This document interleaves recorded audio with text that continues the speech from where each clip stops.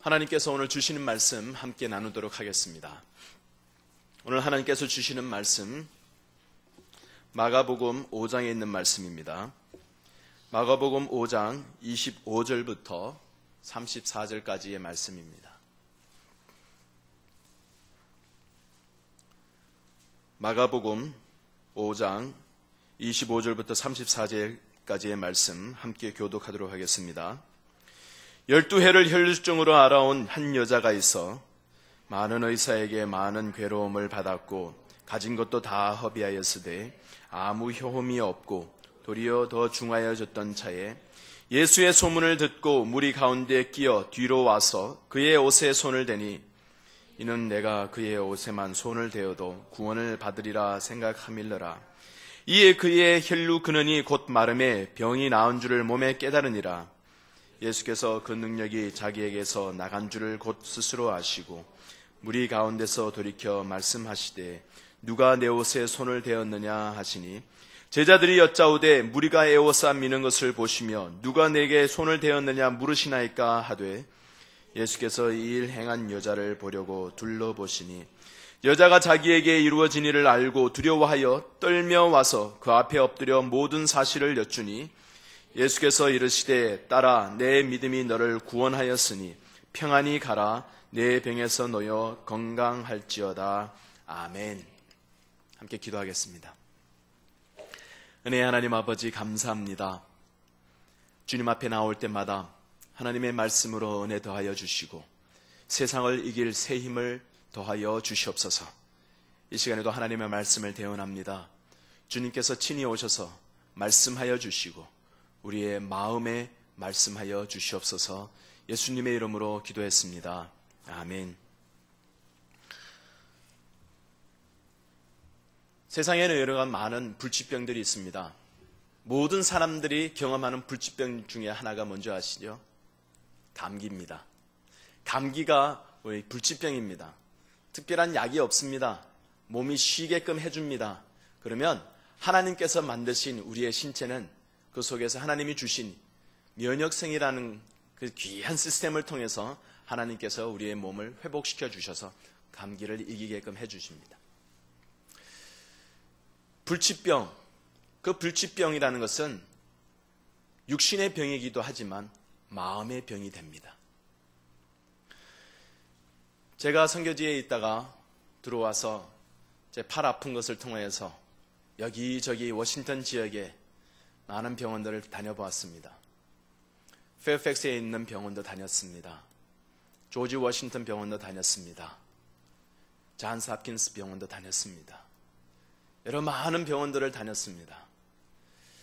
근육이 마르는 병이었기 때문에 근육 검사를 할 때 어떻게 검사를 하냐 하면 큰 긴 바늘을 가지고 와서 2개를 가지고 팔을 여기저기를 찔러요. 그리고 그 바늘 끝에다가 전기 충전을 줍니다. 그러면 전기가 그 근육을 통해서 전달될 때 이쪽 바늘 끝에서 저쪽 바늘 끝까지 어떻게 잘 전달되는가 그것을 보면서 근육의 건강한 모습을 측정하는 그런 검사를 했습니다. 매번 의사를 만나러 갈 때마다 계속 바늘이 찔립니다. 여기 찔리고 저기 찔립니다. 그런데요, 그 바늘을 그냥 찔러놓고 가만히 두는 게 아니에요. 그 근육을 찌르면서 그 통증이 있는데 그 안에서 그냥 마구 비틉니다.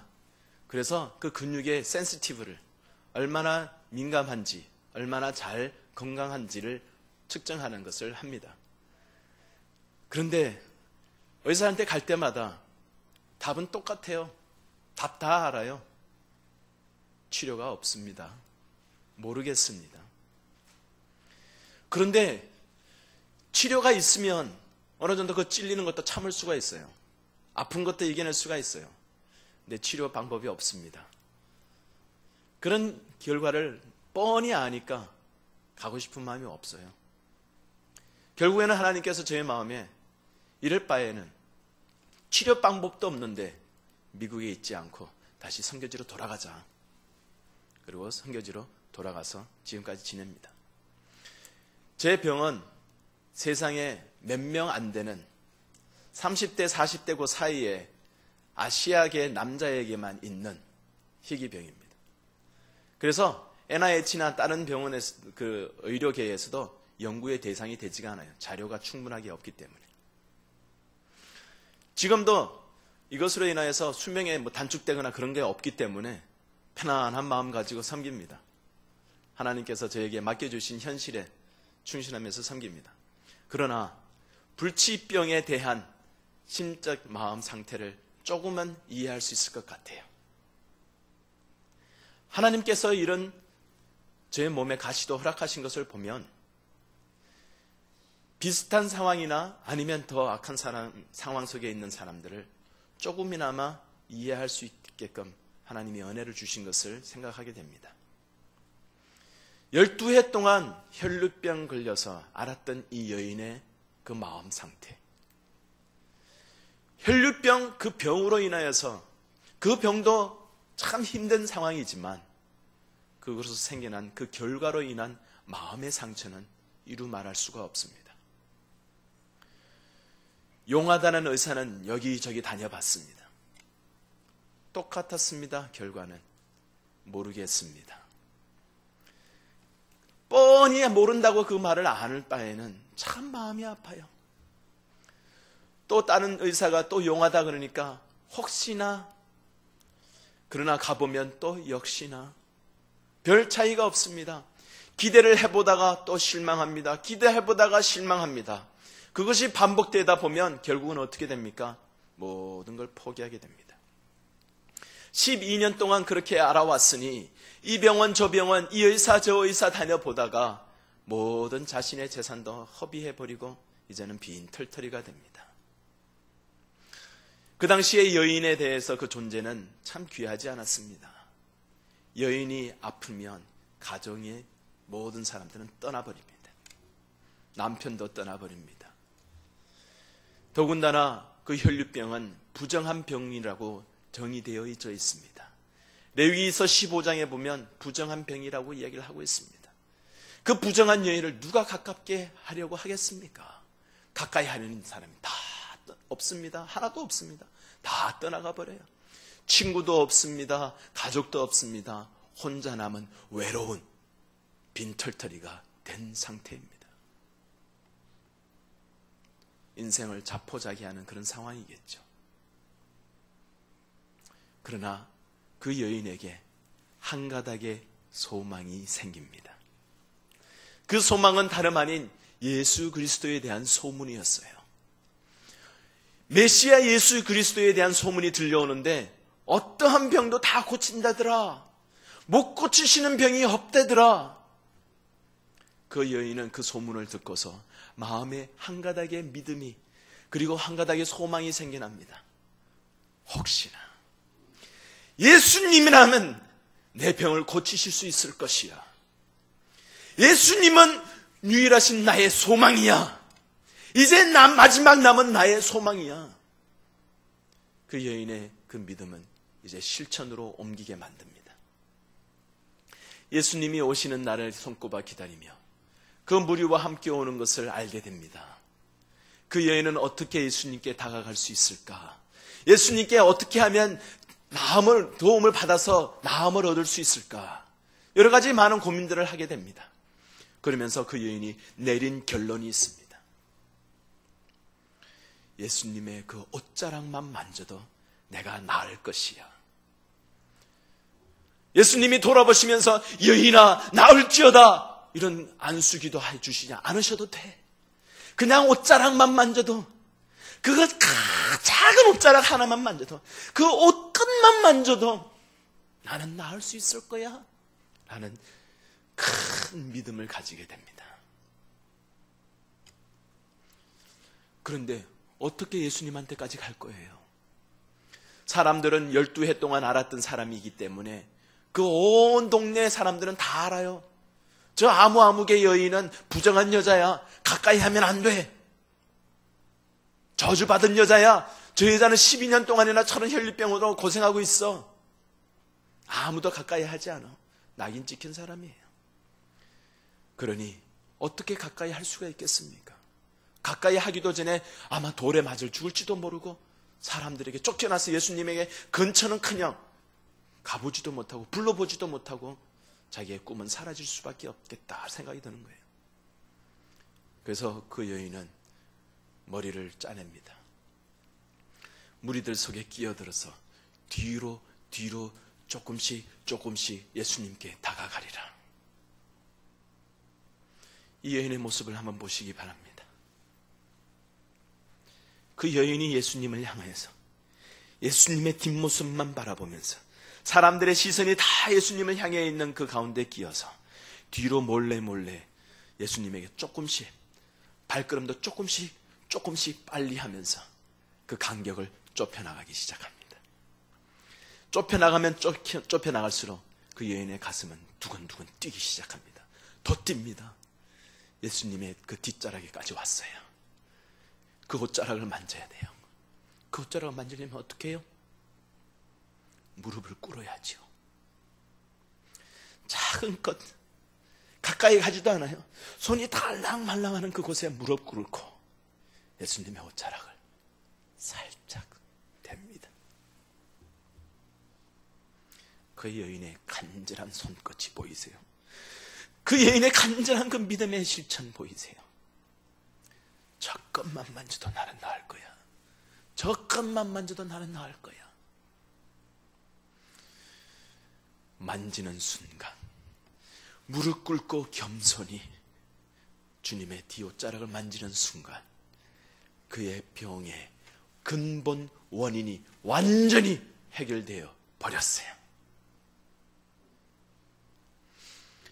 그 여인은 그 순간 자기의 나은 것을 느꼈습니다. 자기의 육신의 모든 어려움과 힘든 것들이 다 해결된 것을 단번에 주님이 해결해 주신 것을 느꼈어요. 그 순간 그 여인은 이제 서서히 사람들의 눈에 띄지 않게끔 옆으로 사라지려고 발걸음을 옮깁니다. 그 순간 예수님이 그 여인을 가만두지 않아요. 누가 내 옷에 손을 대었느냐? 돌아보십니다. 그 사실들을 다 아는 것을 주님이 말씀하시는 거예요. 그때 그 여인은 뜨끔합니다. 내가 옷자락을 만진 것을 아시는구나. 되어진 모든 일을 아시는구나. 메시아에 대한 믿음의 확신이 옵니다. 누가 내 옷에 손을 대었느냐 하며 두리번 살핍니다. 제자들은 이야기합니다. 이렇게 많은 사람들이 미는데 어찌 내 옷에 손을 대는 누가 내 옷에 손을 대느냐 물으십니까? 모든 사람들이 다 손을 대었습니다. 그 말이에요, 제자들은. 그러나 주님은 한 사람, 믿음을 가지고 참된 믿음을 가지고 뒤로 와서 만진 그 유일한 한 사람을 주님이 찾으시는 거예요. 왜? 그에게 원하시는 귀한 또 하나의 변화가 있으셨기 때문이에요. 그 여인은 자기에게 이루어진 모든 일을 예수님 앞에 고하기 위해서 다가갑니다. 두려운 마음으로 다가갑니다. 처음에는 낫고자 하는 마음에서 치료해 주실 주님만을 바라보면서 나아갔습니다. 그러나 두 번째 나아갈 때는 전지전능하신 주님 앞에 경배하기 위해 떨리는 마음으로 경외하는 마음으로 주님 앞에 나아갑니다. 동일하게 첫 번째와 동일하게 주님 앞에 무릎을 꿇습니다. 겸손한 마음으로 무릎을 꿇었던 그 여인이 이제는 경배하는 마음으로 전지전능하신 주님 앞에 무릎을 꿇습니다. 그러며 모든 것을 아시는 주님 앞에 다 자초지정을 아뢰입니다. 그러나 그 말을 할 때 주님만이 그 이야기를 들은 것이 아니라 주위에 있는 모든 무리들이, 그 여인을 저주하던 사람들이, 그 여인에 대해서 나쁜 여자라고, 부정한 여자라고, 저주받은 여자라고 낙인 찍었던 사람들이 다 들었습니다. 무엇에 대해서요? 예수님이 하신 일에 대해서, 그 여인에게 일어났던 모든 하나님의 능력에 대해서 그 사람들이 듣게 됩니다.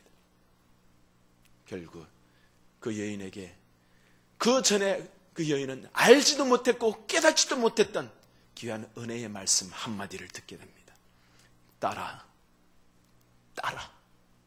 내 믿음이 너를 구원하였느니라.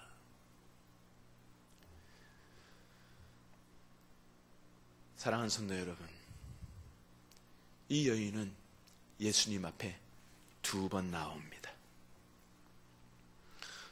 뒤로 몰래 숨어서 자기의 믿음에 반응하여서 나왔습니다. 예수님의 옷자락만 만져도 나을 것이다 라는 유일한 믿음 하나만 가지고 나왔습니다. 여러분, 우리의 마음속에, 우리의 삶 속에서 우리에게 있는 모든 문제점, 육신의 어려움, 세상 사는 데의 어려움, 관계의 어려움, 모든 재정적인 어려움, 이 여인이 가졌던 어려움 한번 보세요. 육신의 병으로 힘들어했어요. 그로 생겨났던 많은 재정적인 어려움이 있었어요. 사람들과의 관계가 다 단절되어지는 소외된 그런 사회적인 관계의 어려움이 있었어요. 이 모든 어려움들, 세상 살아가는 데의 세상살이의 어려운 모든 순간 경험, 모든 것들을, 그런 것들을 하나님 앞에서 해결받기 원하는 그런 마음으로 나왔던 이 여인이었습니다. 치료해 주기를 바라는 마음으로 주님 앞에 나왔어요. 그때 그의 믿음의 결과로 인하여서 나았습니다. 그 여인이요, 예수님의 옷자락만 만져도 낫겠다라는 것은 대단한 믿음입니다. 그 옷자락만 만진다는 것 생각해 보시기 바랍니다.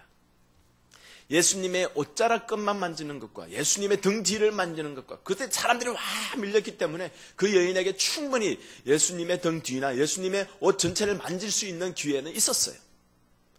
그러나 그 여인의 뜻을 세웠던 것은 바로 옷자락 작은 것만 만져도, 그 작은 것으로 인하여서도 충분히 하나님이, 충분히 주님이 자기에게 회복을 허락하실 것이라는 것을 확신하는 큰 믿음이 있었어요. 여러분, 주님이 우리의 삶 속에서 거창하게 크게 역사하지 않아도 우리의 삶 속의 모든 것들을 치료해 주시고 회복시켜 주십니다. 순간순간에 작은 것으로 인하여서 주님이 모든 것을 해결해 주십니다. 여러분들이요, 하나님이 나에게 나의 모든 문제들을 해결해 주시옵소서. 우리의 지금 현재 있는 재정적인 어려움을 주님이 회복시켜 주시옵소서. 하루아침에 이 무언가가 한 건이 터지기를 원합니다. 그 방법으로 하나님 앞에 기도하십니까? 하나님은요, 여러분의 삶 속에서 기도하시는 바대로 크게 한 건이 아니라도 충분히 여러분의 삶의 재정적인 회복들을 허락해 주실 수 있는 능력이 있는 분이에요. 우리 사랑하는 가족들의 그 귀한 변화들, 하루아침에 하나님이 변화시킬 수 있는 능력이 있으신 하나님이시지만 작은 것 하나하나에도 하나님께서 한순간 한순간, 하루하루, 차츰차츰 미약하게 작게 하나하나 하나님이 변화시켜 주실 수 있으세요. 그렇게도 역사하십니다. 그런 것을 통해서도 하나님이 역사하신다는 것을 믿으시기 바랍니다. 그 믿음이 우리로 하여금 큰 믿음이요, 하나님의 역사하심을 체험할 수 있는 열린 믿음입니다. 우리의 머리 속에 있는 하나님이 응답해 주셔야 되는 그 모습을, 그 프레임을, 그 테두리를 완전히 벗어버리시기 바랍니다. 그래서 무슨 방법으로 역사하시든지 하나님의 응답하심을 경험하실 수 있기를 간절히 소원합니다. 이 여인은 자기가 세웠던 그 열린 마음, 열린 믿음으로 그 옷자락만 만져도 하나님이 응답하실 것이라고, 주님께서 치유하실 것이라는 그 믿음으로 다가가서 만졌을 때 그 여인에게는 귀한 회복이 있었습니다. 예수님께서 자기에게서 그 능력이 나간 것을 아셨다라고 이야기합니다. 여기에서 이 내용은 그 여인이 치료함을 받았다, 회복을 받았다는 그 내용의 그 능력이 바로 예수님에게서부터 나왔다는 것을 강조하는 말씀입니다. 그 여인의 믿음의 반응으로 주님의 능력이 그에게 임해서 완전한 회복이 이루어졌던 것이에요.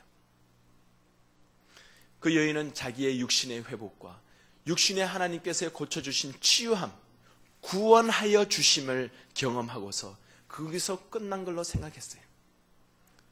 우리들도 보통 많은 경우에 생각할 때 하나님께서 이렇게 응답해 주실 것이야, 세상에 필요한 모든 것들을 채워주실 줄 믿습니다. 그래서 하나님이 채워주셨어요. 낫게 해주셨어요.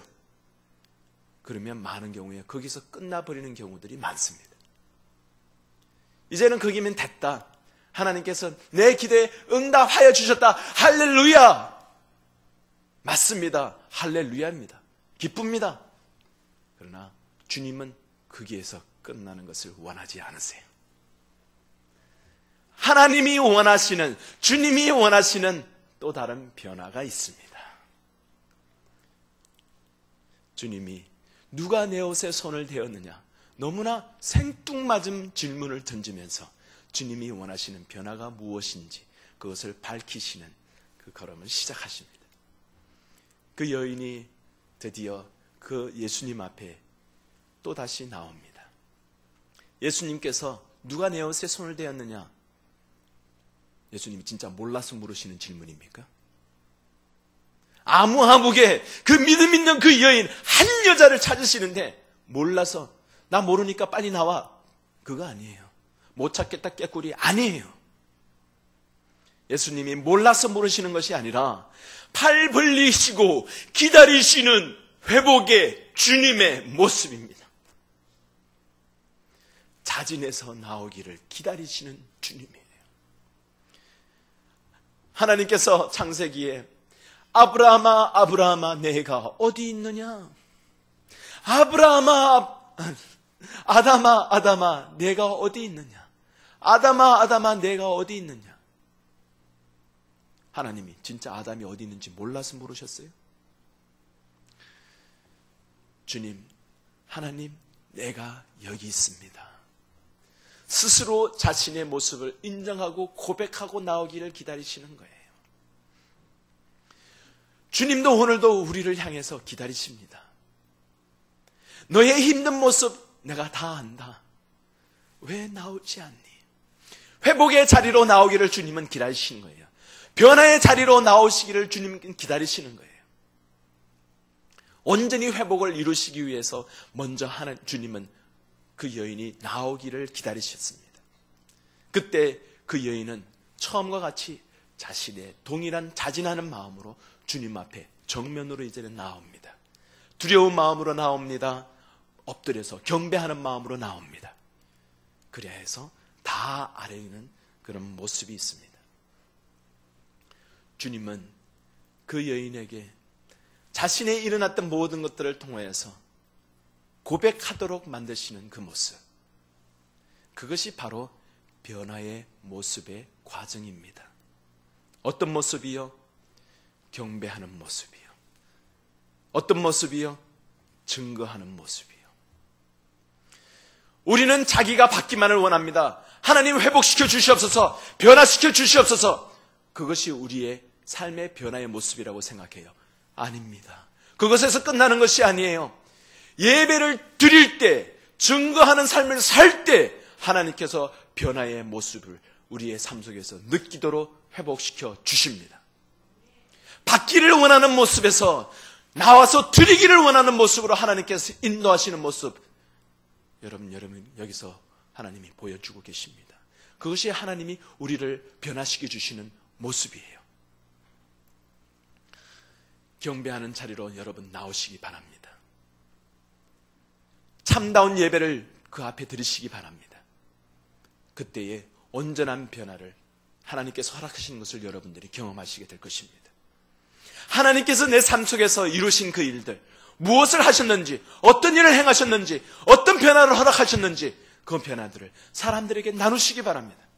우리는 많은 경우에 내가 무엇을 했고 내가 한 일에 대해서 많은 나누는 것에 대해서는 익숙합니다. 그러나 그것을 뛰어넘어서 하나님이 하신 일들을 나누실 때, 그것을 증거하실 때 온전히 하나님께서 우리를 만지시고 회복시켜 주시는 귀한 변화를 경험하시게 될 것입니다. 그때까지 이 여인은 평생 처음으로 듣는 그 말을 합니다. 딸아, 딸아. 이 딸이란 말은요, 관계성에 근거한 호칭입니다. 이 여인을 부를 때 여자여라고 부를 수도 있어요. 남자와 여자의 그 성별을 가르는 그런 호칭을 쓸 수도 있습니다. 그러나 그렇게 하지 않았습니다. 나이 많은 사람과 어린 아이를 나누는 아이야, 그런 이야기도 하지 않았습니다. 관계성을 나타내는 표현인 딸아라는 말을 쓰게 됩니다. 무슨 이야기입니까? 이 여인은 이제 영적인 아브라함의 딸이 된 것입니다. 하나님의 자녀가 된 것입니다. 구속의 그 대하나님의 사역 속에 대상으로 들어오고 하나님의 자녀가 된 것이에요. 영적인 회복입니다. 주님은 우리에게 우리의 믿음의 반응을 인하여서 육신의 모든 필요와 육신의 모든 회복을 허락하여 주십니다. 그것에서 끝나는 것이 아니라 영적인 회복도 하나님이 허락하시기를 원하시는 거예요. 그 단계까지 가기를 원하시는 것입니다. 그것으로 인하여서 온전한 새로움을 하나님이 허락하기를 원하시는 것입니다. 딸아, 내 믿음이 너를 구원하였느니라.